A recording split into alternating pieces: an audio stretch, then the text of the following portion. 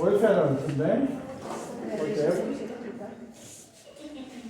O nosso assunto de física inicial é eletrostática. O que é eletrostática? Estudo de cargas elétricas em repouso. De novo, eu acho que eu falei isso na última aula, não lembro? A gente falei algumas coisas para vocês, não muito ligado direto com física. Mas é o seguinte, no tempo de hoje, agora, a gente tem algo que, cara, acelerou demais a nossa vida, que chama energia elétrica. De novo, se cabe a energia elétrica, para começar, se cabe a energia elétrica, 5 minutos já está ligando para Equatorial, que a empresa já não sei o que e tal, né? Talvez ela está até assistindo, é bom. Então o que acontece? Você já entra em desespero, aí quando a internet volta, a energia volta, geralmente volta ao seu Wi-Fi, você já posta lá que, né, todo dia, cai uma vez na semana, é todo dia, né? Tudo bem, já falei sobre isso, para de externalizar essas coisas. E outra, a humanidade veio, eu falo nós, humanidade, hoje tem que ser nascer numa geração diferente. A humanidade veio, hoje não tinha nem energia elétrica, cara. De novo, entenda a ciência, cara. A ciência nada mais é, grosseiramente falando, uma galera que estava curiosa com outras coisas, enquanto tem uma galera curiosa com a vida dos outros. Tem uma galera que vai continuar assim, preocupada com a vida dos outros, enquanto tem outros preocupados com... Cara, por que acontece... hoje a gente chama de arco-íris.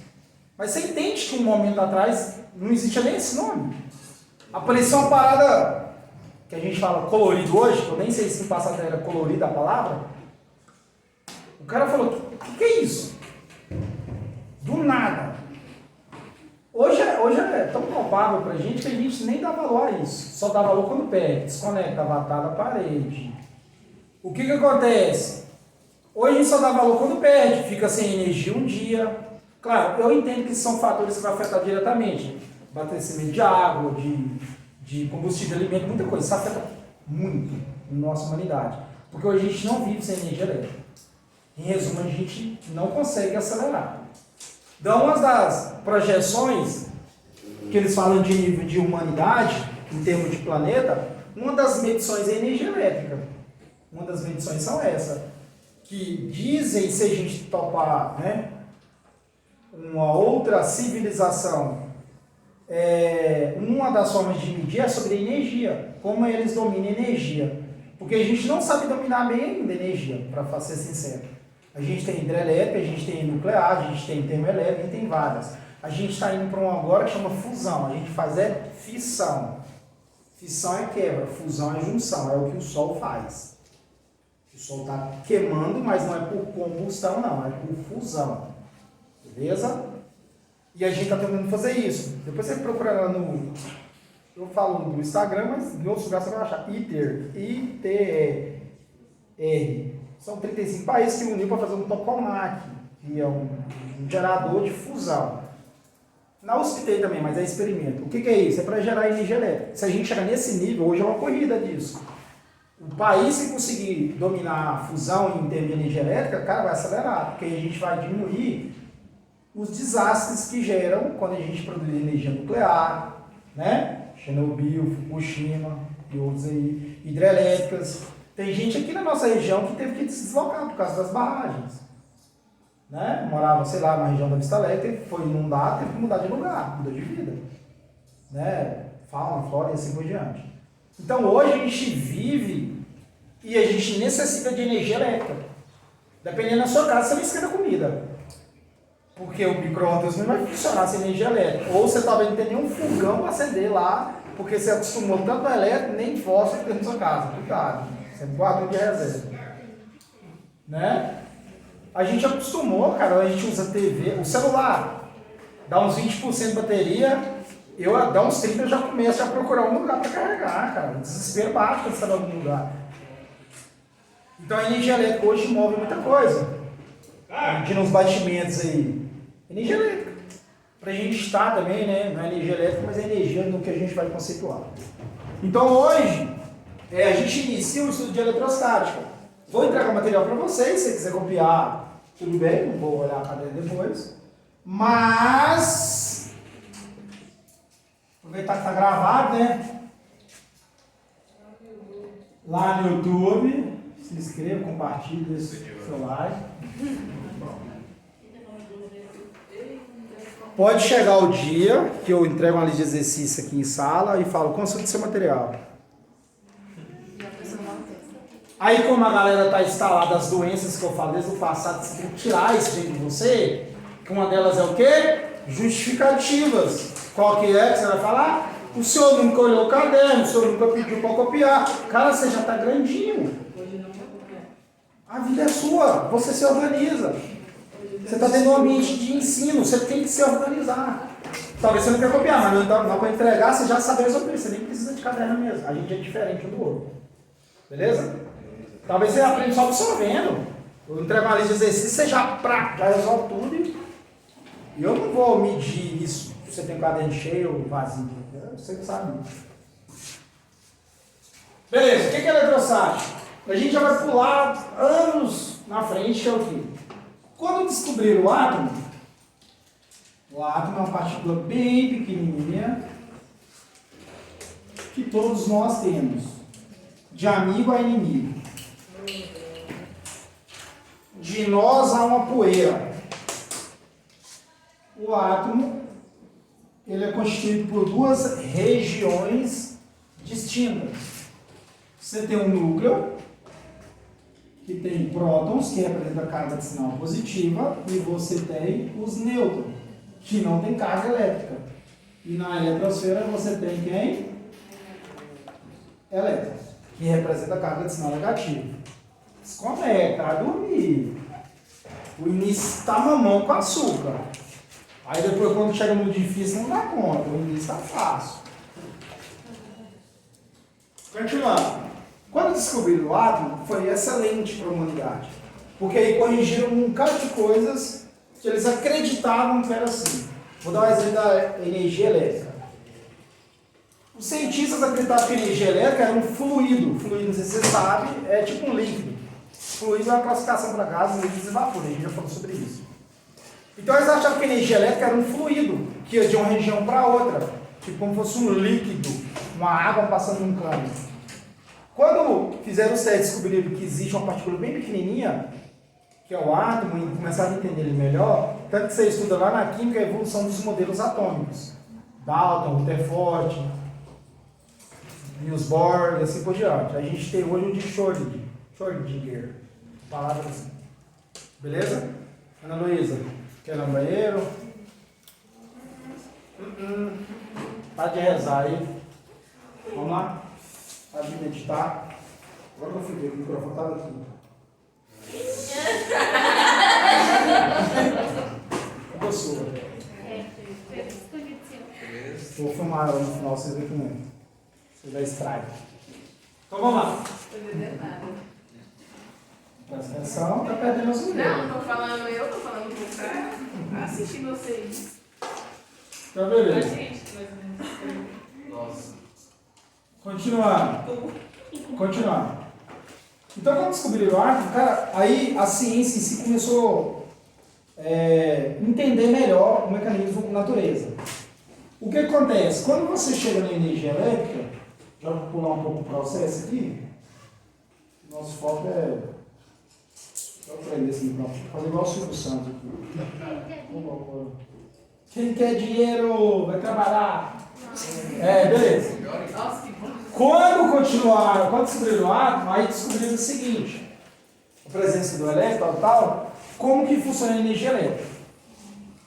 A energia elétrica, ou essa energia que a gente tem para largar essa preguiça que a gente carrega, o que acontece? Nada mais é que movimentos de elétrons de um átomo para outro.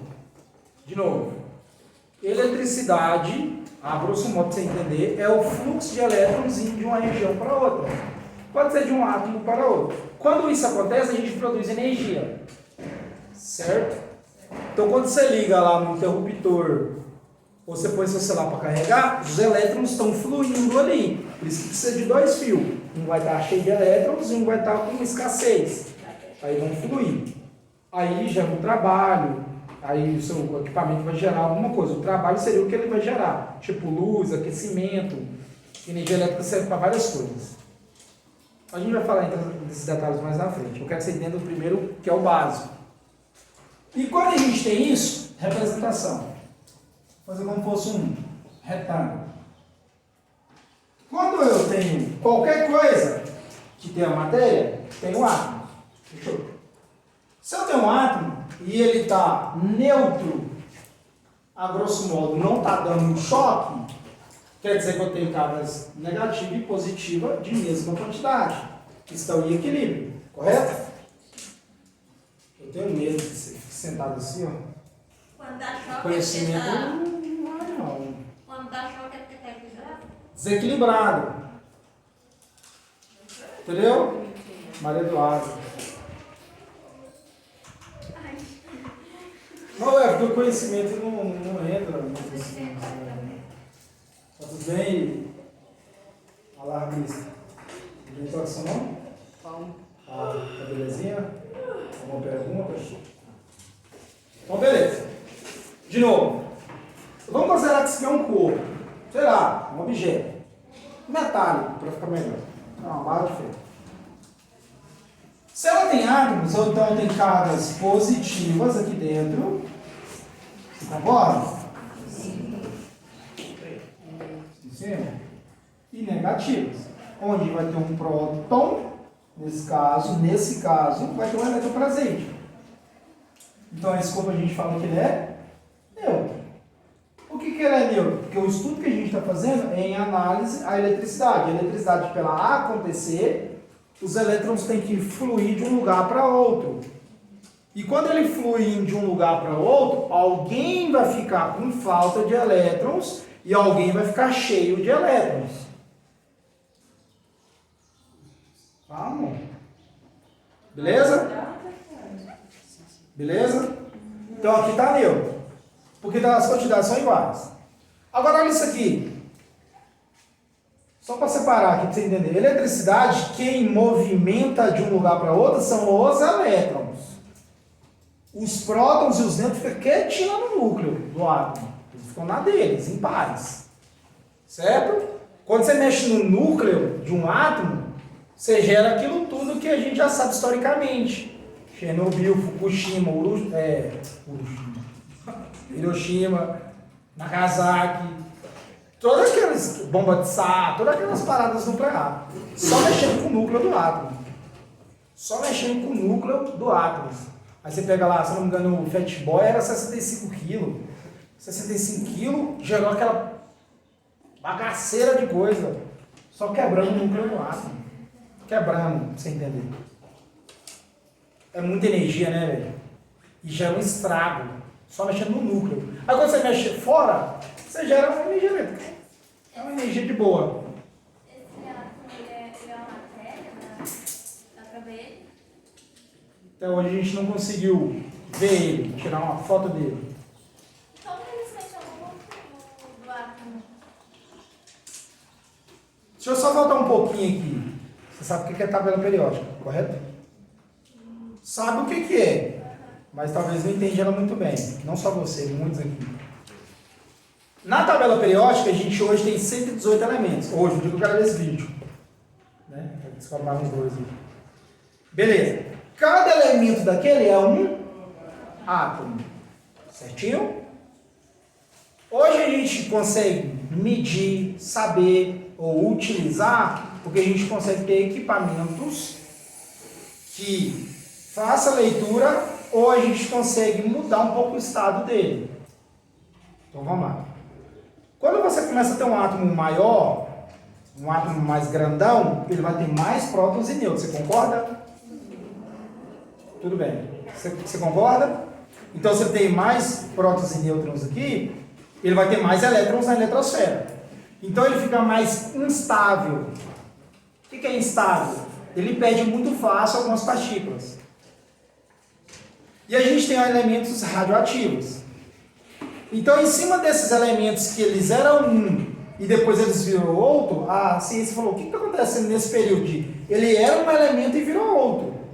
Vou te dar um exemplo para você entender melhor um pouquinho. O Sol, para ele liberar aquela energia e aquecer até a gente, ele faz fusão. Ele pega dois hidrogênios, junta eles e vira um hélio, um outro elemento. Aí quando eles juntam, vira um outro elemento, vai vira outro. Vai. E tem como eu fazer o processo inverso. Ele era um elemento, eu vou lá no núcleo dele, tiro um nêutron, e aí se ele perde um nêutron, ele vira um outro elemento, entre aspas, anterior a ele. Aí o que acontece? Os cientistas, aprendendo isso, entendendo isso, falou, opa, a gente viu, a gente fez leitura do Sol, ele faz fusão, ele junta. E se a gente quebrar, ele vai levar energia. Se eu quebro um, gera uma quantidade. Se eu quebrar mais, vai gerar mais energia. Aí como eles fazem? A grosso modo, para você entender, viu? Porque senão necessitaria de mais aulas. Mas tem vídeos de YouTube bem legal. O Pedro Luiz, do Ciência Todo Dia, fez um de reação em cadeia. Explica a reação nuclear. Fala, meu menino. Isso aí tem a ver com aquele negócio de química que é neutro, ácido. Sim, também. No ensino médio, sim, também.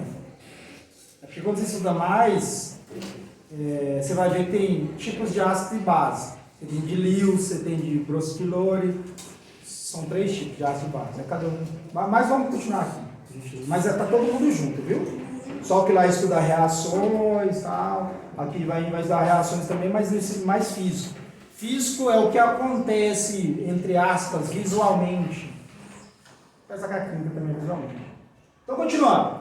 Aí o que a galera descobriu? Que quando um elemento perde um nêutron, ele vira outro. E tem elementos que é mais instável, tipo o urânio 235. Ele libera muita energia quando quebra. Então, se eu tenho mais urânio e eu pego e impulsiono aquilo, ter uma quebra, ou arrancar nêutrons, ele libera muita energia rapidamente. Isso chama reação em cadeia. Se você estiver lá no grupo do Telegram, vamos lançar esse vídeo lá. Você já sabe. Mas lá no YouTube tem. Então, o que acontece? O que eles fizeram lá na bomba de Hiroshima? Para ficar mais claro. Colocaram o urânio, se eu não me engano, o elemento de gatilho era plutônio, se eu não me engano é esse. Mas, a grosso modo, você tem urânio, pó de urânio, se for sal, com a quantidade num compartimento. Aí eles explodem outra bomba praticamente junto, que é a ignição, e isso afeta ali no núcleo. Aí arranca um elétron que bate no outro elétron do átomo, e aquilo libera muita energia. Aí começa nesse processo. Me repete sua pergunta, por gentileza. Eu tinha perguntado se é uma matéria, se você, consegue ver. Ah, isso. E você perguntou outra coisa em seguida.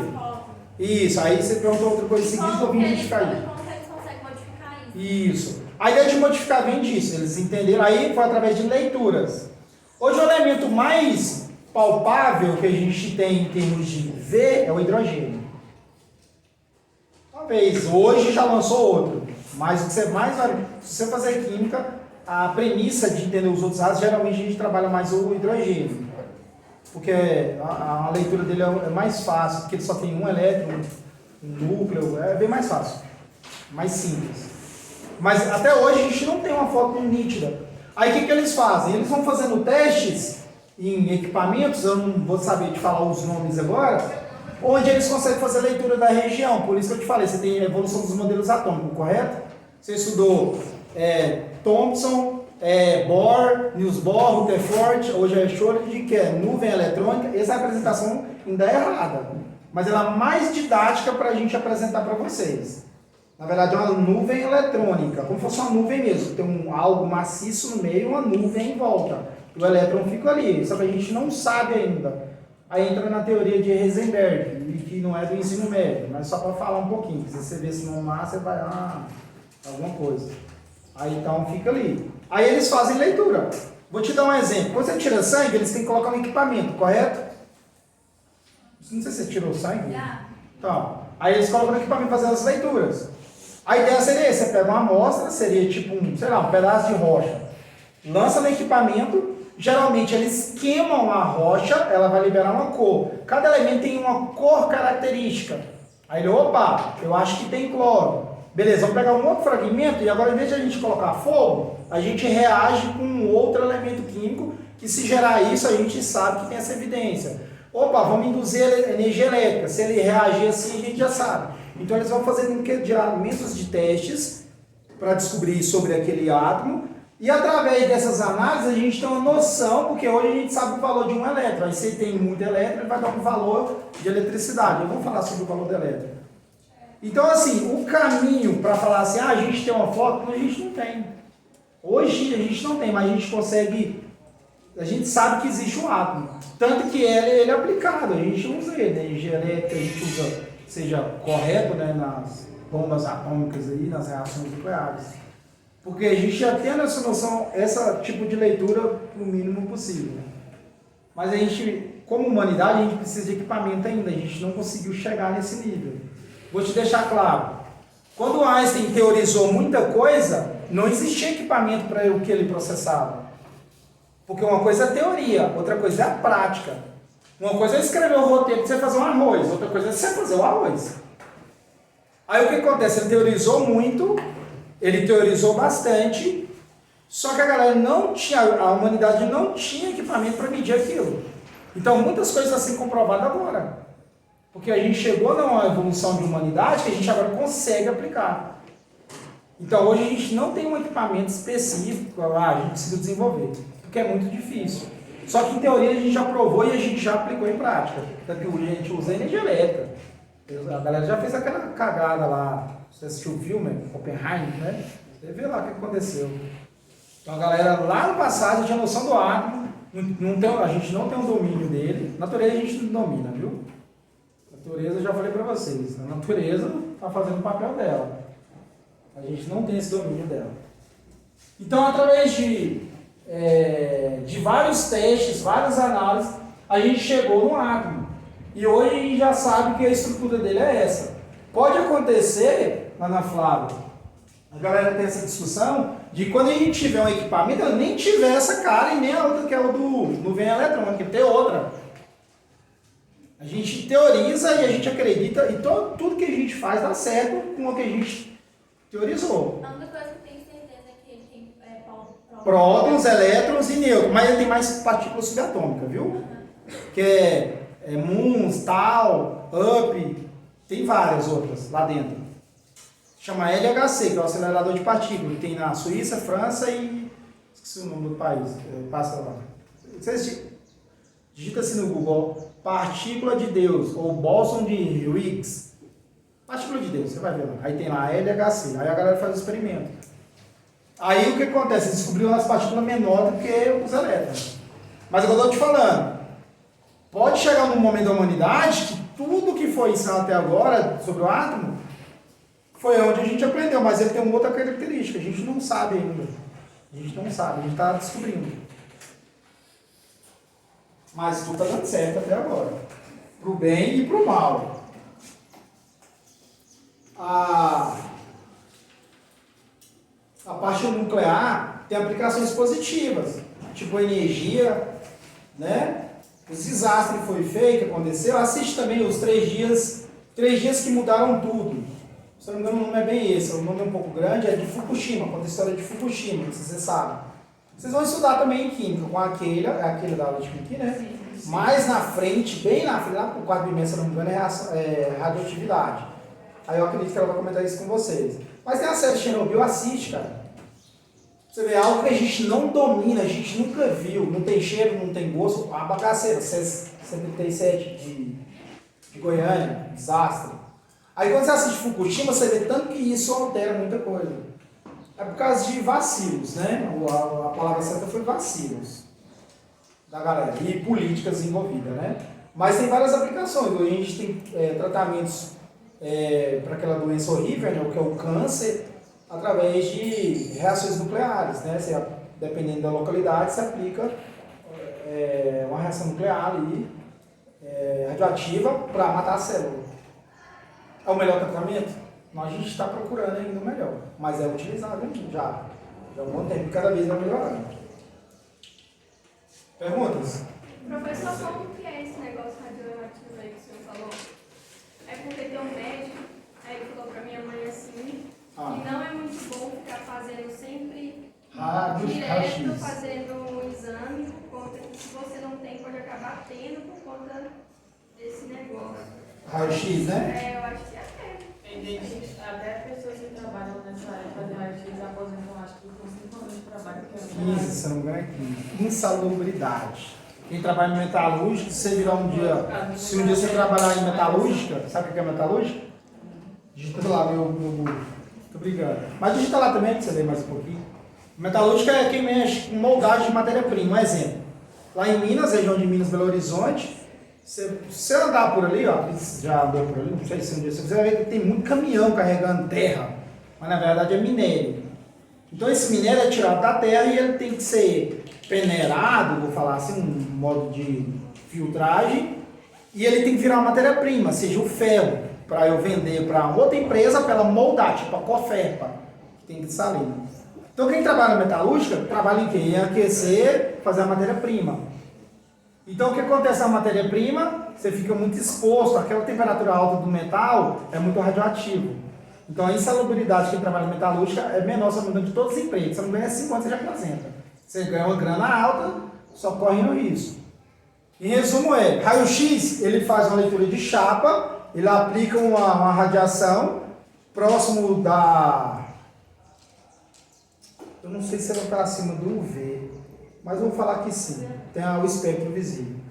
Aí você faz uma leitura onde ela não vai pegar só a carne, ela vai pegar só materiais mais sólidos, que seria o osso. Então quando você vai fazendo essas leituras, essas chapas, você está usando energia ionizante para fazer a imagem. Quanto mais você utilizar, mais suscetível, né, a palavra, você pode ter o câncer. Por quê? O que é o câncer? É uma mutação na célula. Isso. Nós, não sei se você sabe, a gente perde pele, tudo, todo dia. Sua mão, do início do dia, é diferente na hora que você vai dormir. Você está perdendo pele o tempo inteiro, você está trocando o tempo inteiro. O tempo inteiro. O que acontece?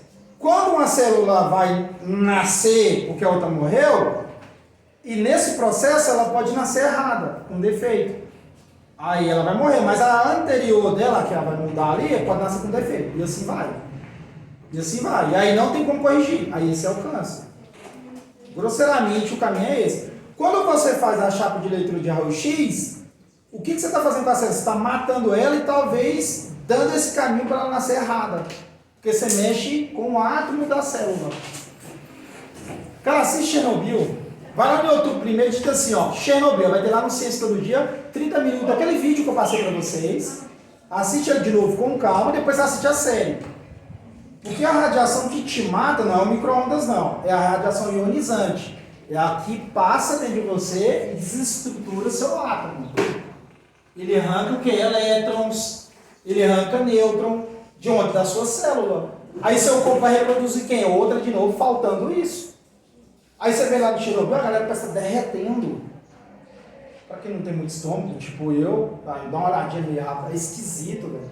Porque aí ela não consegue mais, porque a ideia é o quê? Pô, a gente tá morrendo, vamos fazer novas. Só que tá vindo todo mundo errado. Entendeu? A parada é desse caminho. Então assim, o raio-x não é muito indicado. Aí quantas vezes a gente não tem? Porque varia, ela tem uma massa corporal diferente, uma altura, varia. Não tem as 10, as 20, não tem. Cientificamente hoje não tem. Viu? A galera ainda faz estudo para tentar descobrir a quantidade mínima ou a máxima que a gente tem que fazer. Agora, quem trabalha assim, tem que tirar férias, é obrigatório, tem como você vender férias, porque você trabalha próximo, entendeu? Quando você vai fazer uma panorâmica do dente, não sei se você já fez ali no Radio Center, a mulher coloca uma vestimenta de chumbo, porque o chumbo é o que te protege. Eu vou falar que assim vai te proteger. Essa radiação, ela coloca uma paradinha aqui em você. Aí você faz do dente. Entendeu? Não é porque você fez ali, você está com câncer, não. Ah, eu vou te câncer, você está tentando. Ah, foi a Rádio Centro, o culpado. Pelo amor de Deus, seu corpo já faz isso. Naturalmente. Acabou. Tchau, Maria Eduarda. Like, comentário e compartilha.